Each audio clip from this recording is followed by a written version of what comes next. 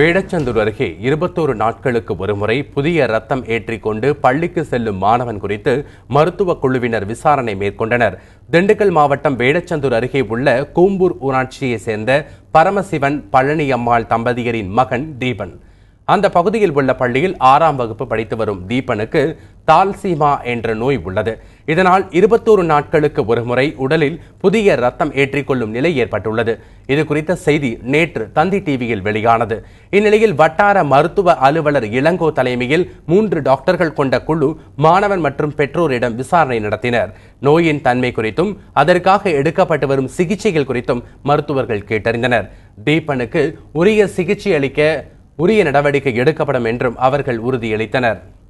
21 நாளுக்கு ஒரு டைம் ரத்தம் ஏற்றிருக்கேன். என் பையனுக்கு ரத்தம் ஏற்றிட்டு இருக்கும்போது இப்போ தந்தி டிவிக்கு வந்து நான் செய்தியை தந்தி டிவியில் சொன்னதுனால இப்போ நிறைய டாக்டர் குரூப்லாம் வந்து பார்த்துட்டு இருக்காங்க. அதனால் தந்தி டிவிக்கு ரொம்ப நன்றி.